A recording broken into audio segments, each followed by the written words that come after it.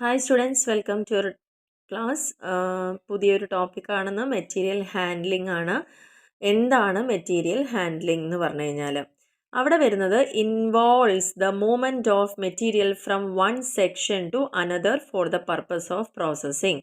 നമ്മൾ പ്രോസസ്സ് ചെയ്യുന്നതിന് വേണ്ടിയിട്ട് നമ്മുടെ കയ്യിലുള്ള മെറ്റീരിയൽസിനെ ഒരു സെക്ഷനിൽ നിന്ന് വേറൊരു സെക്ഷനിലേക്ക് മൂവ് ചെയ്യുന്ന ആ പ്രോസസ്സിനെയാണ് എന്ത് പറയുന്നത്, മെറ്റീരിയൽ ഹാൻഡ്ലിംഗ് എന്ന് പറയുന്നത്. They can B moved either manually or mechanically. എങ്ങനെ മൂവ് ചെയ്യുന്നുണ്ട് ഈ ഒരു പ്രോസസ്സിന് വേണ്ടിയിട്ട്? ഒന്നില്ലെങ്കിൽ നമ്മൾ ആളുകൾ ചേർന്ന് അതെടുത്ത് കൊണ്ടുപോകുന്നു, അല്ല എന്നുണ്ടെങ്കിൽ അത് മെഷീൻസ് യൂസ് ചെയ്തിട്ട് മാറ്റം ചെയ്യുന്നു.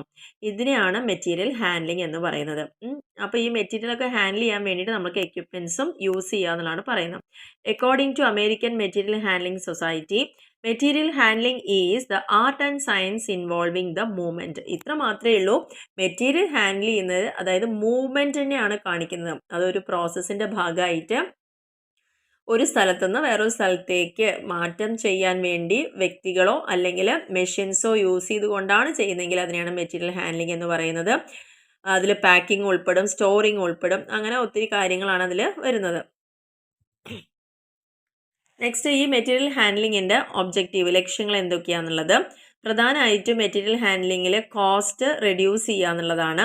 മിനിമം ആക്കുക, അതായത് അതുമൂലം ഉണ്ടാവുന്ന ചിലവിനെ മാക്സിമം നമുക്ക് കുറയ്ക്കാൻ സാധിക്കണം.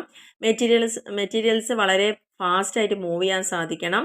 നല്ലൊരു ബെറ്റർ കൺട്രോൾ ഉണ്ടാവണം അതിൻ്റെ ഫ്ലോയുടെ മുകളിൽ. പിന്നെ ഗ്രേറ്റർ സെക്യൂരിറ്റി ഉണ്ടായിരിക്കുക. മെറ്റീരിയൽസ് മൂവ് ചെയ്യുമ്പം നല്ല സുരക്ഷിതത്വം ഉണ്ടാവുക. Contribute to improve the quality of the products. കാരണം നമ്മുടെ പ്രൊഡക്റ്റിൻ്റെ ക്വാളിറ്റി എന്ന് പറയുന്നത് ഈ നല്ല മെറ്റീരിയൽസ് യൂസ് ചെയ്യുന്നതുകൊണ്ടാണ്. അപ്പോൾ അതിൻ്റെ ക്വാളിറ്റി ഇംപ്രൂവ് ചെയ്യാൻ പറ്റുക. പ്രൊഡക്റ്റിന് ഡാമേജ് ഒക്കെ ഉണ്ടെങ്കിൽ അത് ഒഴിവാക്കാൻ നോക്കുക.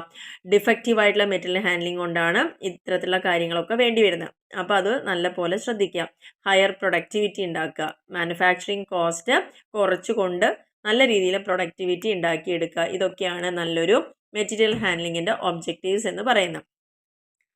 എന്തൊക്കെയാണ് ഇതിൻ്റെ റൂൾസ് എന്ന് പറയുന്നത്? First, make handling distance as short as possible. പലപ്പോഴും നമുക്ക് മെറ്റീരിയൽസ് അധികവും ഷോർട്ടായിട്ടുള്ള ഒരു ഗ്യാപ്പ് മാത്രമേ ഉണ്ടാവുള്ളൂ അവ തമ്മിൽ മാറ്റാൻ വേണ്ടിയിട്ട് എന്നാണ് പറയുന്നത്. അതായത് ഒരുപാട് ദൂരെ നിന്നും കൊണ്ടുപോയി സെറ്റ് ചെയ്യരുത്. ഓരോ പ്രോസസ്സിന് വേണ്ടത് നമുക്ക് എളുപ്പം കയ്യെത്തും ദൂരത്ത് തന്നെ അത് സെറ്റ് ചെയ്യണം എന്നുള്ളതാണ് പറയുന്നത്. റൈറ്റ് മെത്തേഡും പ്രോപ്പർ മെറ്റീരിയൽ ഹാൻഡ്ലിങ്ങും യൂസ് ചെയ്യുക എന്നുള്ളതാണ് ഇതിന് വേണ്ടി ചെയ്യാനുള്ളത്. പിന്നെ മെക്കനൈസ് ചെയ്യുക. മിക്കവാറും എല്ലാ ഹാൻഡ്ലിങ്സും അധികവും ആളുകളെക്കാളും മെഷീൻസ് യൂസ് ചെയ്ത് മാറ്റുക. വേസ്റ്റ്ഫുൾ ആയിട്ടുള്ള മെറ്റീരിയൽ ഹാൻഡ്ലിംഗ് മെത്തേഡൊക്കെ ഒഴിവാക്കുക. മേജർ മൂവ്മെൻറ്റ്സ് എല്ലാം അവോയ്ഡ് ചെയ്യുക. റെലവൻ്റ് ആയിട്ടുള്ള ഹാൻഡ്ലിംഗ് എക്യുപ്മെൻറ്റ്സ് ആയിരിക്കണം, നമ്മുടെ ജോബിന് അനുയോജ്യമായതായിരിക്കണം നമ്മൾ യൂസ് ചെയ്യേണ്ടത്. സെക്കൻഡ് ഹാൻഡ്ലിംഗ് ഓഫ് മെറ്റീരിയൽസ് പരമാവധി ഒഴിവാക്കാൻ നോക്കുക. Bulky and heavy goods place ചെയ്ത് on wooden planks or pallets for easy lifting. വളരെ ബൾക്കി ആയതും ഹെവി ആയിട്ടുള്ള ഗുഡ്സ് ഒക്കെ ആണെങ്കിൽ അതിനെ ലിഫ്റ്റ് ചെയ്യാൻ വേണ്ടി വുഡൻ പ്ലാങ്ക്സോ അല്ലെങ്കിൽ പാലറ്റ്സ് ഒക്കെ, അതായത് നമുക്ക് ഒന്നിച്ച് അതിനെ എടുത്ത് പൊക്കാൻ സാധിക്കുന്ന തരത്തിലുള്ള മെഷീൻസിൻ്റെ പേരാണ്, എക്യുപ്മെൻസിൻ്റെ പേരാണ് ഇതെല്ലാം പറയുന്നത്. അത്തരത്തിലുള്ള എക്യുപ്മെൻറ്റ്സ് യൂസ് ചെയ്യുക. Use packaging which makes optimum use of handling and store facilities. നല്ല രീതിയിൽ പാക്കിംഗ് ചെയ്തിട്ടുണ്ടാവണം. Use mechanical equipments wherever it is useful. എവിടെയാണോ നമുക്ക് അത്രയും ബൾക്കായിട്ടുള്ള ഒരു മെറ്റീരിയൽ ഹാൻഡ്ലിംഗ് വരുന്ന അവിടെയൊക്കെ മാക്സിമം മെഷീൻസ് യൂസ് ചെയ്യുക, എക്യുപ്മെൻറ്റ്സ് യൂസ് ചെയ്യുക എന്നുള്ളതാണ് പറയുന്നത്. ഇനി എന്താണ് ഈ മെറ്റീരിയൽ ഹാൻഡ്ലിങ്ങിൻ്റെ പ്രാധാന്യം എന്ന് പറയുന്നത്? കാരണം എഫിഷ്യൻ്റ് ആയിട്ട് മെറ്റീരിയൽ ഹാൻഡിൽ ചെയ്യണമെങ്കിൽ കോസ്റ്റിനെ റെഡ്യൂസ് ചെയ്യുക, മാക്സിമം ക്യാപ്പബിലിറ്റീസ് ഡിറൈവ് ചെയ്യുക. ഇതൊക്കെയാണ് ഇതിൻ്റെ പ്രത്യേകത എന്ന് പറയുന്നത്. മെറ്റീരിയൽ ഹാൻഡ്ലിംഗ് എക്യുപ്മെൻറ്റ്സിനെ കുറിച്ചാണ് ജസ്റ്റ് ഒന്ന് പറയാം. എന്തൊക്കെ എക്യുപ്മെൻറ്റ്സ് ആണ് ഇതിന് വേണ്ടി യൂസ് ചെയ്യുക. അതായത് നമുക്ക് ചിലപ്പം ഒരുപാട് ഹെവി ബൾക്കി ആയിട്ടുള്ള മെറ്റീരിയൽസൊക്കെ ലിഫ്റ്റ് ചെയ്യേണ്ടി വരും, മൂവ് ചെയ്യേണ്ടി വരും, ഡ്രോപ്പ് ചെയ്യേണ്ടി വരും, പൊസിഷൻ ചെയ്യേണ്ടി വരും, ഹോൾഡിംഗ് നടത്തേണ്ടി വരും, റിലീസ് ചെയ്യേണ്ടി വരും, സ്റ്റാക്കിംഗ് മെറ്റീരിയൽസും ഒക്കെ ഉണ്ടാവും. അപ്പോൾ മെഷീൻസ് ഹാൻഡിൽ ചെയ്ത ഒരു ബ്രാഞ്ച് ഓഫ് മെറ്റീരിയൽ ഹാൻഡ്ലിംഗ് ആണ്. ഒരുപാട് മെക്കാനിക്കലായിട്ടുള്ള കാര്യങ്ങൾ യൂസ് ചെയ്യാം ഇതിൻ്റെ മൂവ്മെൻറ്റിന് വേണ്ടിയിട്ടും സ്റ്റോർ ചെയ്യാനും ഹാൻഡിൽ ചെയ്യാനും ഒക്കെ. മെറ്റീരിയൽ ഹാൻഡ്ലിംഗ് എന്ന് പറയുന്നത് ട്രാൻസ്പോർട്ടിങ് ഹെവി ഗുഡ്സ്, നല്ല ഭാരമുള്ള സാധനങ്ങളൊക്കെ നമുക്ക് ട്രാൻസ്പോർട്ട് ചെയ്യാൻ, ചിലപ്പോൾ പെട്ടെന്ന് പൊട്ടിപ്പോകുന്ന സാധനങ്ങൾ, കേടുവരുന്നത്, ഓക്വേർഡ് ആയിട്ടുള്ള ഒബ്ജക്ട്സ്, അപ്പോൾ അതിനെയൊക്കെ നമുക്ക് നല്ല രീതിയിൽ കീപ്പ് ചെയ്യാനും പ്രൊഡക്ഷൻ സ്റ്റോപ്പേജ് ഇല്ലാതെ തന്നെ മുന്നോട്ട് കൊണ്ടുപോകാനും ഗുഡ്സിനെ വളരെ സേഫായിട്ട് വേണ്ട ഭാഗങ്ങളിലേക്ക് റിമൂവ് ചെയ്യാനും ഒക്കെ നമുക്ക് ആവശ്യമാണെന്നുള്ളതാണ് പറയുന്നത്. ഇനി എന്തൊക്കെ ഫാക്ടേഴ്സാണ് ഡിസൈഡ് ചെയ്യുന്ന മെറ്റീരിയൽ ഹാൻഡ്ലിംഗ് എക്യുപ്മെൻറ്റ് നമ്മൾ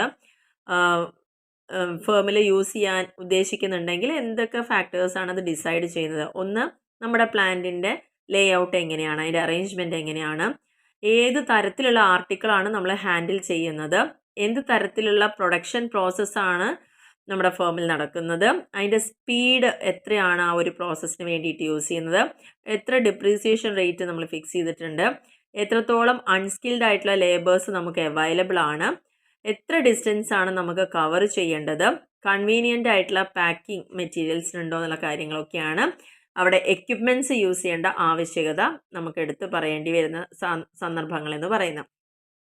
ജസ്റ്റ് ഒന്ന് എക്യുപ്മെൻറ്റ്സ് ഏതൊക്കെയാണെന്നുള്ളത് നോക്കാം. മെറ്റീരിയൽ ഹാൻഡ്ലിങ്ങിന് വേണ്ടി ഉപയോഗിക്കുന്ന എക്യുപ്മെൻറ്റ്സ് എന്തൊക്കെയാണുള്ളത്. കാരണം സ്റ്റോറേജും അതേപോലെ തന്നെ ഈസി ആയിട്ട് ഒരു സൈറ്റിൽ നിന്ന് വേറൊരു സൈറ്റിലേക്ക് അല്ലെങ്കിൽ പ്രോസസ്സ് നടക്കുന്ന ഭാഗത്തേക്ക് നമുക്ക് എടുത്ത് കൊണ്ടുപോകുന്നതിന് പകരമായി യൂസ് ചെയ്യാവുന്നതാണ് മെഷീൻസ് അല്ലെങ്കിൽ എക്യുപ്മെൻറ്റ്സ് എന്ന് പറയുന്നത്.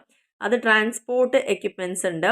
ട്രാൻസ്പോർട്ട് എക്യുപ്മെൻറ്റ്സ് എന്ന് പറഞ്ഞു കഴിഞ്ഞാൽ ഒരു ലൊക്കേഷനിൽ നിന്ന് വേറൊരു ലൊക്കേഷനിലേക്ക് അല്ലെങ്കിൽ വർക്ക് പ്ലേസിലേക്കൊക്കെ ലോഡിങ്ങും സ്റ്റോറിങ്ങും ഒക്കെ ആയിട്ട് ബന്ധപ്പെട്ട് വരുന്ന എക്യുപ്മെൻറ്റ്സ്. അവിടെ ഒരു ഫെസിലിറ്റി കൊടുക്കലിനും within a facility or at a site എന്നാണ് പറയുന്നത്. അതിന് കുറേ സബ് കാറ്റഗറീസ് ഒക്കെ ഉണ്ട്. അതിന് വേണ്ടി യൂസ് ചെയ്യുന്നതാണ് കൺവേയേഴ്സ് എന്ന് പറയുന്നത്. ഈ എക്യുപ്മെൻറ്റ്സ് മെയിനായിട്ട് മെറ്റീരിയൽസ് ഒരു fixed path between specific points, ഓരോ പോയിന്റുകളായിട്ടായിരിക്കും അവിടെ തിരിച്ചിട്ടുണ്ടാവുക. ഓരോ സ്ഥലങ്ങളെയാണ് ഉദ്ദേശിക്കുന്ന പോയിന്റ് എന്നുള്ളത്. അപ്പോൾ ഒരു പോയിന്റിൽ നിന്ന് അടുത്ത പോയിന്റിലേക്ക് അതിൻ്റെ പാത്ത് എന്ന് പറയുന്നത് വളരെ ഫിക്സഡ് ആയിരിക്കും. അങ്ങനെ ഫിക്സഡ് പാത്ത് സ്പെസിഫിക് പോയിന്റ്സിൽ മെറ്റീരിയൽസിനെ മൂവ് ചെയ്യാൻ വേണ്ടി യൂസ് ചെയ്യുന്ന എക്യുപ്മെൻ്റ് ആണ് കൺവേയർ എന്ന് പറയുന്നത്. Used to move material over. അവിടെ പ്രത്യേകത എന്താ വെച്ചാൽ ഫിക്സഡ് പാത്തിലൂടെ മാത്രമേ അത് മൂവ് ചെയ്യുള്ളൂ എന്നുള്ളതാണ്. എന്തിനാണ് അപ്പോൾ ഈ കൺവേയേഴ്സ് യൂസ് ചെയ്യുന്നത്? Materials move frequently between specific points. എപ്പോഴും നമ്മുടെ പ്രോസസ്സിൻ്റെ ഭാഗമായിട്ട് ആ ഓരോ പെർട്ടിക്കുലർ പോയിന്റിൽ നിന്ന് അടുത്ത പോയിന്റിലേക്ക് സ്ഥിരമായിട്ട് നമ്മൾ ഫ്രീക്വൻ്റ് ആയിട്ട് ചെയ്തുകൊണ്ടിരിക്കുകയാണെങ്കിൽ കൺവേയേഴ്സ് ആണ് വെരി യൂസ്ഫുൾ എന്ന് പറയുന്നത്. To move material over a fixed path. അതേപോലെ തന്നെ ദിശ മാറി സഞ്ചരിക്കാതെ ഒരേ ലെവലിൽ തന്നെ ആണ് അതിൻ്റെ യാത്ര എങ്കിൽ നമുക്ക് ഫിക്സഡ് പാത്തിലൂടെയാണ് മൂവ് ചെയ്യിക്കേണ്ടതെങ്കിൽ കൺവേയേഴ്സ് ആവശ്യമാണ്. പിന്നെ പറഞ്ഞിരിക്കുന്നത് when there is a sufficient flow volume to justify the fixed conveyor investment. നമുക്ക് അത്രയും ഒരു സഫിഷ്യൻറ്റ് ഫ്ലോ വോളിയം ഉണ്ടെങ്കിൽ മാത്രമാണ് കൺവെയറിൻ്റെ ആവശ്യം അവിടെ വരുന്നുള്ളൂ. അതിനെ ഡിഫറെൻറ്റ് വേസിൽ ക്ലാസിഫൈ ചെയ്തിട്ടുണ്ട്. Type of product being handle, ഏത് ടൈപ്പിലുള്ള പ്രൊഡക്റ്റ് ആണോ ഹാൻഡിൽ ചെയ്യുന്നത് അതിനനുസരിച്ച് യൂണിറ്റ് ലോഡും ഉണ്ട്, ബൾക്ക് ലോഡും ഉണ്ട് കൺവെയേഴ്സ്. പിന്നെ ലൊക്കേഷനെ ബേസ് ചെയ്തുകൊണ്ട് ഓവർ ഹെഡ് ഉണ്ട്, ഓൺ ഫ്ലോർ ഉണ്ട്, ഇൻ ഫ്ലോർ ഉണ്ട്. പിന്നെ whether or not loads can accumulate on the conveyor. അതായത് ആ കൺവെയറിൽ തന്നെ അത് ലോഡ് അക്യൂമുലേറ്റ് ചെയ്ത് കുന്നുകൂടി കൊണ്ടുപോകുന്നൊരവസ്ഥ. അങ്ങനെയൊക്കെ ആണെങ്കിൽ നമുക്ക് ഇത്തരത്തിലുള്ള കൺവെയേഴ്സ് യൂസ് ചെയ്യാം. പിന്നെ വരുന്നൊരു എക്യുപ്മെൻ്റ് ആണ് ക്രെയിൻ എന്ന് പറയുന്നത്. നമുക്ക് ഈ ചിത്രത്തിൽ കാണുന്നുണ്ട് ക്രെയിൻ എന്ന് പറയുന്നത്. ഇതിൽ എക്യുപ്മെൻറ്റ് മെയിനായിട്ട് materials over variable parts within A restricted area. ഒരു റെസ്ട്രിക്റ്റഡ് ഏരിയയുടെ ഉള്ളിൽ തന്നെ നമുക്ക് മെറ്റീരിയൽസിനെ മൂവ് ചെയ്യിക്കണമെങ്കിൽ അവിടെ യൂസ് ചെയ്യുന്ന ക്രെയിൻസ് ആണ്. ഡിഫറെൻ്റ് ആയിട്ടുള്ള ക്രെയിൻസ് യൂസ് ചെയ്യുന്നുണ്ട്. അതായത് ജിപ്പ് ക്രെയിൻ ഉണ്ട്, ബ്രിഡ്ജ് ക്രെയിൻ ഉണ്ട്, ഗാൻട്രി ക്രെയിൻ ഉണ്ട്, സ്റ്റാക്കർ ക്രെയിൻ ഉണ്ട്. എന്തൊക്കെയാണ് ഒരു ക്രെയിനിൻ്റെ ക്യാരക്ടറിസ്റ്റിക്സ് എന്ന് പറയുന്നത്?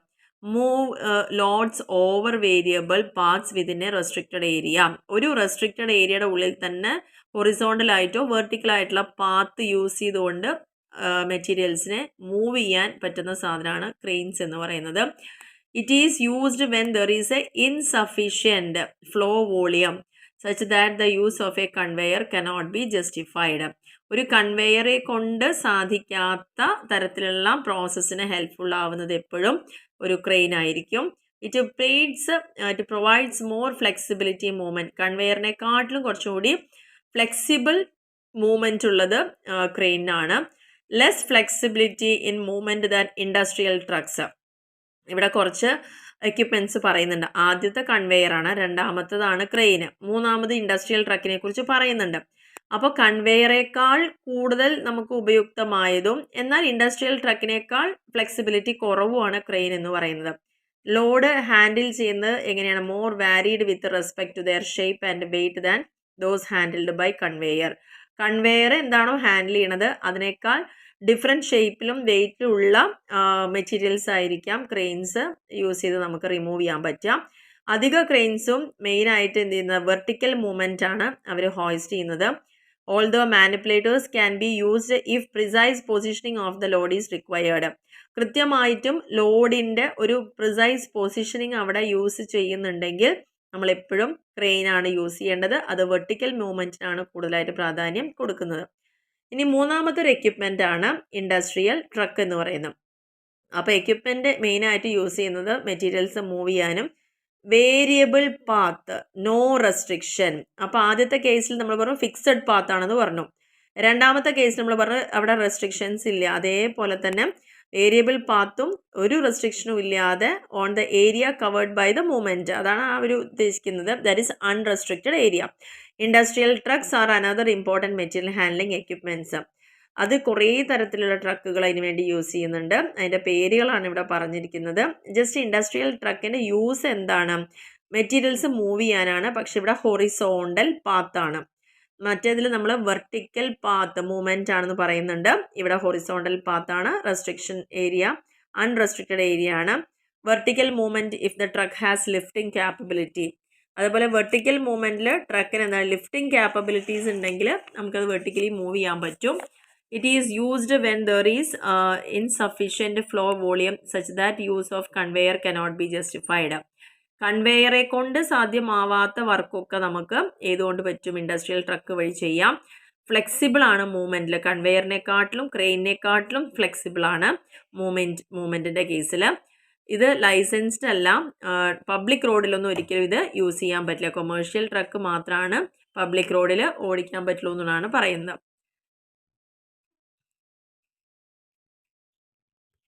ഇനി ഇതിൻ്റെ ഫീച്ചേഴ്സിനെ കുറിച്ച് നോക്കാം ഇൻഡസ്ട്രിയൽ ട്രക്കിൻ്റെ. First one, pallet or non pallet. അതായത് ട്രക്സിൽ മെയിനായിട്ട് ഫോർക്കുകൾ ഉണ്ടായിരിക്കും. പാലറ്റ്സ് ഒക്കെ ഹാൻഡിൽ ചെയ്യാൻ വേണ്ടിയുള്ള ഫോർക്കുകൾ. Or the trucks have a flat surface.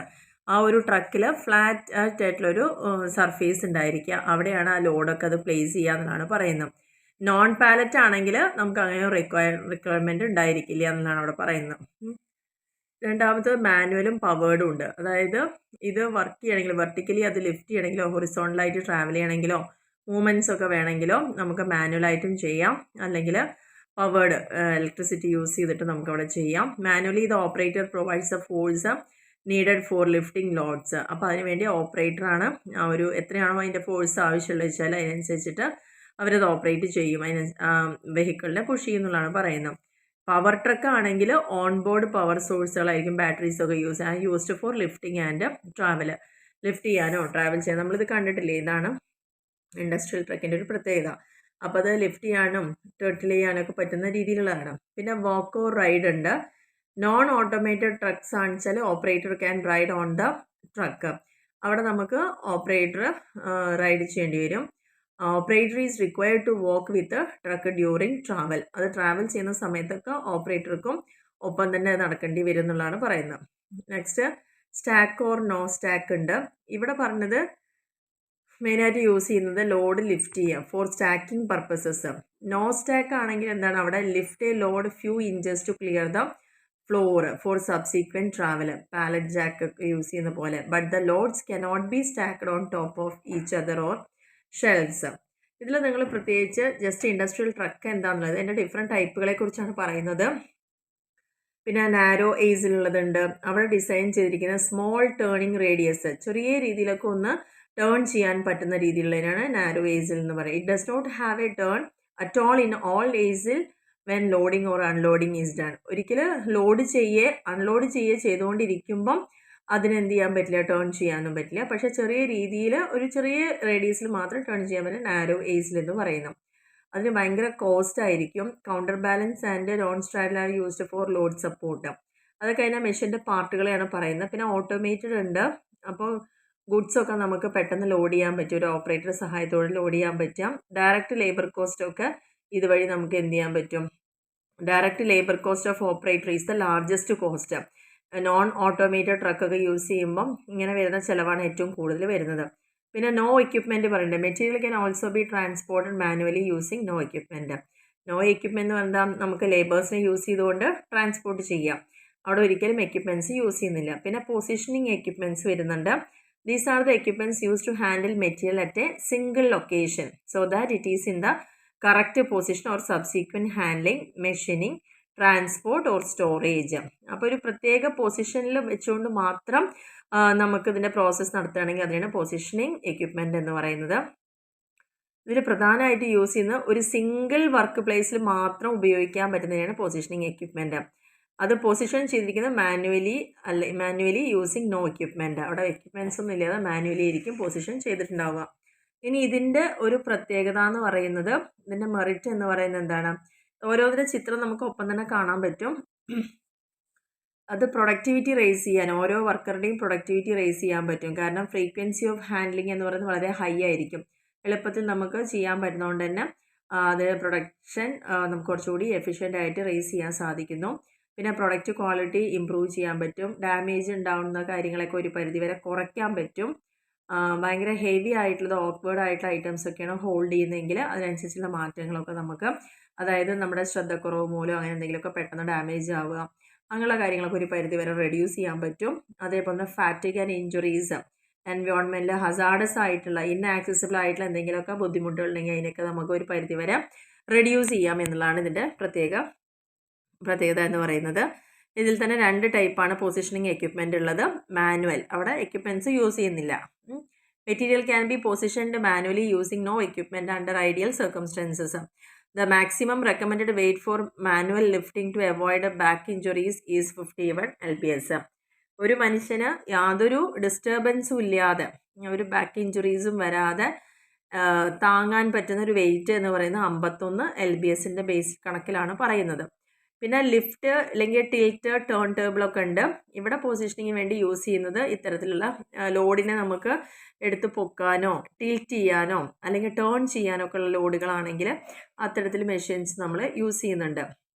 ഇവിടെ വർക്കേഴ്സ് ലിഫ്റ്റിംഗ് ഒരു പരിധിവരെ റെഡ്യൂസ് ചെയ്യണം എന്നുള്ളതാണ് പറയുന്നത്. മൂന്നാമതൊരു മെഷീൻ എന്ന് പറയുന്നത് യൂണിറ്റ് ലോഡ് ഫോർമേഷൻ എക്യുപ്മെൻറ്റ്സ് ആണ്. ഇത് മെയിനായിട്ട് ഉദ്ദേശിക്കുന്നത് എന്താ വെച്ചാൽ integrity when handle A single load during transport and storage. നമ്മൾ സ്റ്റോർ ചെയ്യുകയാണെങ്കിലോ ട്രാൻസ്പോർട്ട് ചെയ്യുമ്പോഴോ ഒരു സിംഗിൾ ലോഡാണ് ഹാൻഡിൽ ചെയ്യുന്നതെങ്കിൽ അതിൻ്റെ ഒരു ഇൻറ്റഗ്രിറ്റി മെയിൻറ്റെയിൻ ചെയ്യാൻ വേണ്ടിയിട്ടാണ് unit load formation equipments use ചെയ്യുന്നത്. സെൽഫ് റിസ്ട്രെയിനിങ് ആണ്, അതായത് സിംഗിൾ പാർട്ടോ അല്ലെങ്കിൽ ഇൻ്റർലോക്കിംഗ് പാർട്സ് അങ്ങനെയൊക്കെയാണ് ഇതിന് എക്സാമ്പിൾ പറയുന്നത്.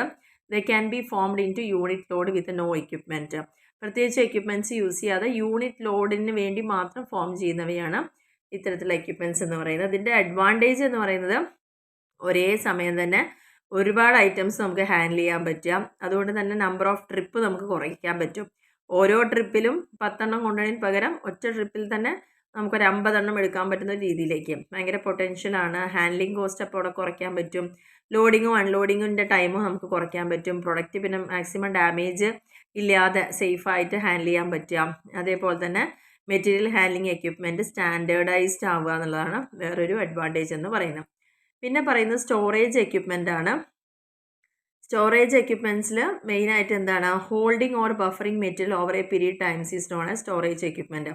ചില സമയത്ത് നമുക്ക് മെറ്റീരിയൽസ് ബൾക്കായിട്ട് പർച്ചേസ് ചെയ്യുകയും നമ്മുടെ പ്രൊഡക്ഷൻ കുറച്ച് ലാഗ് ആവുകയൊക്കെ ചെയ്യുമ്പോൾ കുറേ കാലങ്ങളിൽ ചിലപ്പോൾ എടുത്ത് വെക്കേണ്ട ആവശ്യമായിട്ട് വരുന്നുണ്ടാവും. അത് സ്റ്റോർ ചെയ്യേണ്ട ഒരു ആവശ്യം വരുന്നുണ്ടാവും. സം സ്റ്റോറേജ് എക്യുപ്മെൻറ്റ്സിൽ ഇൻക്ലൂഡ് ട്രാൻസ്പോർട്ട് ഓഫ് മെറ്റീരിയൽസ്. അതിൽ തന്നെ നമുക്ക് സ്റ്റോർ ചെയ്യാൻ വേണ്ടിയിട്ട് നമുക്ക് ചില ടൈപ്പ് മെറ്റീരിയൽസൊക്കെ വേണ്ടി വരും. അപ്പോൾ അതിനുള്ള മെഷീൻസൊക്കെയാണ് ഇവിടെ പേര് പറഞ്ഞിരിക്കുന്നത്. Materials are block stacked directly on the floor, then no storage equipment is required. നമ്മളിപ്പം കുറേ മെറ്റീരിയൽസ് കൊണ്ടുവന്ന് തറയിൽ ഒന്നിച്ച് കൂട്ടിയിടുന്ന സിസ്റ്റമൊക്കെയാണെന്ന് വെച്ചാൽ അവിടെ ഇത്തരത്തിലുള്ള എക്യുപ്മെൻറ്റ്സ് ഒന്നും ആവശ്യമില്ല എന്നുള്ളതാണ് പറയുന്നത്. പിന്നെ ഐഡൻറ്റിഫിക്കേഷൻ ആൻഡ് കൺട്രോൾ എക്യുപ്മെൻറ്റ്സ് വരുന്നുണ്ട്. ഈ എക്യുപ്മെൻറ്റ്സ് യൂസ് ചെയ്യുന്നത് നമുക്ക് ഇൻഫർമേഷൻ കളക്ട് ചെയ്യാനും കമ്മ്യൂണിക്കേറ്റ് ചെയ്യാനും നമ്മുടെ ആക്ടിവിറ്റീനെയൊക്കെ കോർഡിനേറ്റ് ചെയ്യാം. മെറ്റീരിയൽസിൻ്റെ ഫ്ലോ എല്ലാം കറക്റ്റ് ആക്കിയിട്ട് വേണ്ട ഫെസിലിറ്റീസ് പ്രൊവൈഡ് ചെയ്യുക. സപ്ലയേഴ്സും കസ്റ്റമേഴ്സും തമ്മിലുള്ള ആ ഒരു ഗ്യാപ്പ് അവിടെ ഫില്ല് ചെയ്യാനുള്ള എക്യുപ്മെൻറ്റ്സുകളുണ്ട്. ഐഡൻറ്റിഫിക്കേഷൻ മെറ്റീരിയൽസ് എപ്പോഴും അസോസിയേറ്റ് ചെയ്യുന്നത് control can be performed manually with no specialised equipment. അതെപ്പോഴും ചെയ്യുന്നത് എന്താണ്, മാനുവലായിട്ടാണ് പെർഫോം ചെയ്യാറുള്ളത്. അതിനായിട്ട് ഒരു സ്പെഷ്യലൈസ്ഡ് എക്യുപ്മെൻ്റ് ഒന്നും ഇല്ല എന്നുള്ളതാണ് പറഞ്ഞിരിക്കുന്നത്. അപ്പം നമ്മുടെ രണ്ടാമത്തെ ഈ ഒരു ചാപ്റ്റർ ഇവിടെ കംപ്ലീറ്റ് ആവുകയാണ്. കാരണം ഇതിൽ പ്രധാനമായിട്ട് പറഞ്ഞിരിക്കുന്നത് ഒരു ഫേമിൻ്റെ ഉള്ളിലുള്ള ഫെസിലിറ്റീസ്, അതിനാണ് ഫെസിലിറ്റീസ് പ്ലാനിങ് എന്ന് പറയുന്നത്. അപ്പോൾ രണ്ടാമത്തെ ഒരു ചാപ്റ്ററിൽ എന്തൊക്കെയാണ് ഒരു ഫേമിൽ നടക്കുന്ന ഫെസിലിറ്റീസ്, എങ്ങനെയൊക്കെ അറേഞ്ച് ചെയ്യണം, ഓരോ ലേഔട്ടുകൾ എങ്ങനെയാണ്, അതിൻ്റെ ഒബ്ജക്റ്റീവ്സ് എന്താണ്, അതിനുവേണ്ടി യൂസ് ചെയ്യുന്ന എന്തൊക്കെയാണ്, അങ്ങനെയുള്ള ഒത്തിരി കാര്യങ്ങളാണ് ഇവിടെ നമ്മൾ ഡിസ്കസ് ചെയ്തത്. അപ്പോൾ ഇതോടുകൂടി നമ്മുടെ സെക്കൻഡ് ചാപ്റ്റർ ഇവിടെ കംപ്ലീറ്റ് ആയിട്ടുണ്ട്. എല്ലാവർക്കും ക്ലിയർ ആയെന്ന് വിചാരിക്കുന്നു. മാക്സിമം ഷെയർ ചെയ്യുക, സപ്പോർട്ട് ചെയ്യാം. Okay, thank